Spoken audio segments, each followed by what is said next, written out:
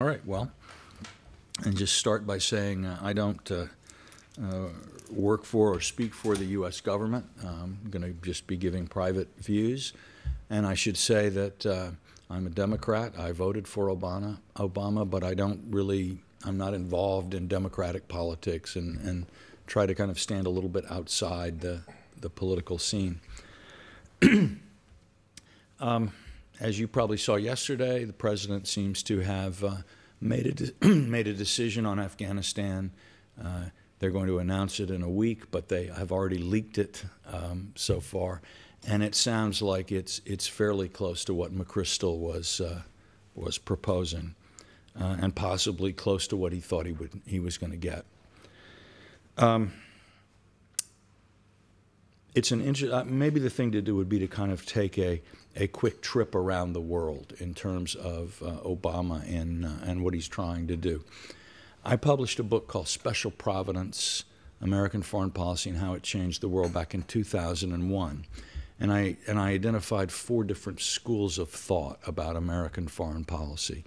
Obama seems to me to be a classic example of what I've called the Jeffersonian approach to American foreign policy, which is to say that while the Wilsonians try to propagate democracy abroad, the Hamiltonians see their vocation, America's vocation, as sort of maintaining a British-style liberal world order. The Jacksonians are sort of, in general, indifferent to foreign policy unless foreigners attack the United States, at which point they want a total war in order to defeat the enemy and protect the U.S. The Jeffersonians are, you could look at a speech by John Quincy Adams back in the 1820s when he said America could become the mistress of the world but would lose her own soul. Is that America's vocation in the Jeffersonian mind is to perfect and defend democracy at home. Any attempt to transform the world is primarily by example, and that there's a sense that too deep an entanglement in the rest of the world could sort of corrupt the purity of American democratic institutions and democratic life.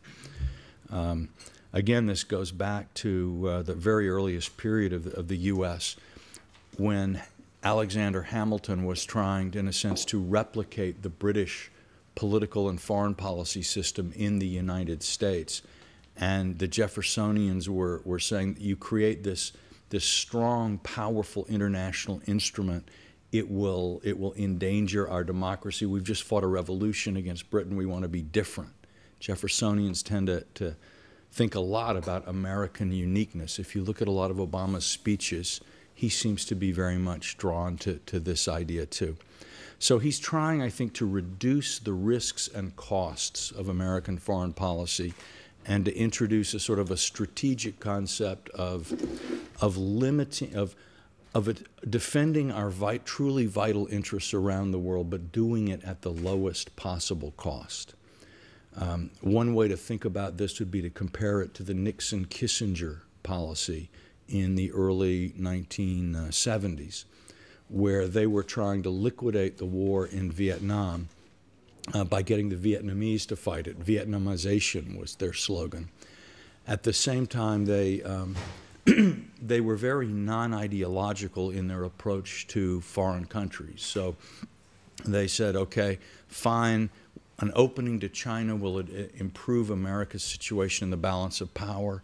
An détente with the Soviet Union will enable us to fight the Cold War at a lower cost.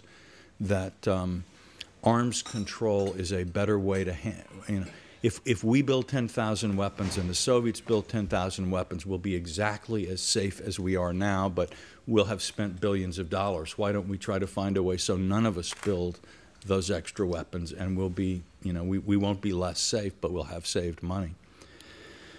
And you can see that Obama, the other thing was to try to replace a reliance on American power around the world with regional allies who would, in a sense, maintain a balance of power. So Nixon delegated a good deal of the U.S. role in the Middle East to the Shah in Iran, and to some degree to Turkey, other regional partners. And I think Obama is also looking for these kinds of less risky alignments. It's a difficult strategy to exercise, to carry out. Kissinger was really one of the most brilliant diplomats we've ever had, but he was only able to keep this going a few years before other forces in American foreign policy pulled it apart. I think Obama will face some of the same risks. But if he can pull it off, he will change, and I think in some ways, in a very beneficial way, change America's role in the world, ensuring that the kinds of balances of power, the kinds of global system that we like continues, but we take less responsibility for it.